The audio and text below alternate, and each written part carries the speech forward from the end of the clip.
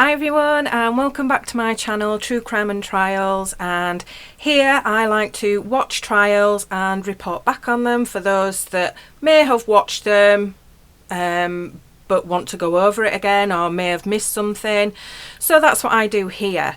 At the moment I'm covering the Casey Anthony trial. I'm close to the end, so if you want to catch up, go back to my previous videos if you want to. So now we're moving on with the next defence witness, which is David Dean. He was an Orange County meter reader in August of 2008, which he still is a meter reader. And on the 11th of August 2008 he was reading meters that day. And at some point in the day he and another co-worker went to Suburban Drive. He went there because he was asked to go help Roy, because at that time of year it's really hot, so if, as Roy said previously, if they finish theirs they will go and help somebody else so that they can get done quicker and get out of the sun. So they went there to go help him, and they stopped on Suburban Drive for a rest before they went back to the office. David says they went to help Roy because he had a couple of meters left to read, so they went and helped him do those. They hadn't had a break yet, and they went and parked in a shady spot on Suburban Drive. He says he was aware of all the media attention that was going on at the Anthony's home. He says it was David that said that the little girl's body could be in this swamp bit, so that was him saying that back then. After that, Roy went to relieve himself, and when he came out, David and the other co-worker were stood at the back of his truck. And David says that Roy walked along the line of bushes and everything, looking down inside of it. Roy did tell him that he'd seen a skull, and David said they went to go look at it to check to see if that's what he saw.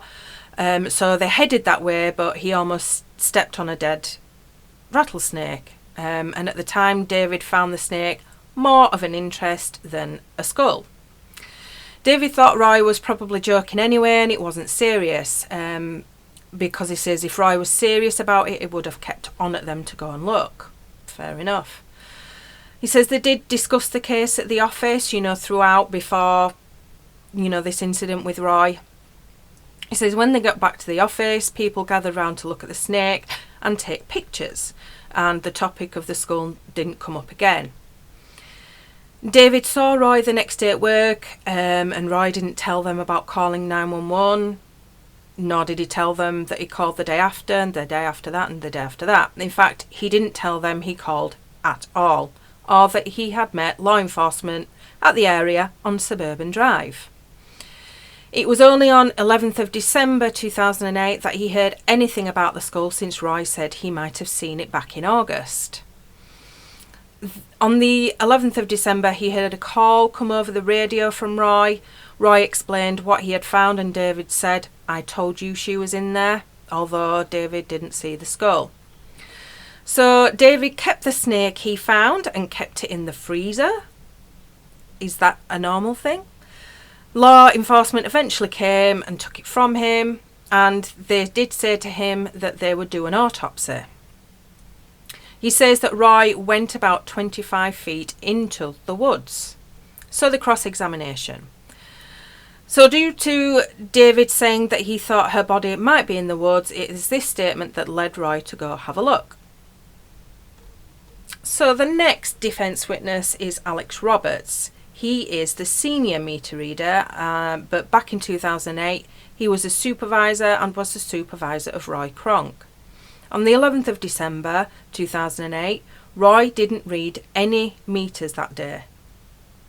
So Alex later found him in the woods on Suburban Drive, and after Roy's discovery, Roy could no longer work, and Alex took over. When he first saw Roy, he was smoking a cigarette, leaning up against his truck, and Alex says Roy seemed nervous. So there we go. More on Roy and his background and what happened that day. So there you go.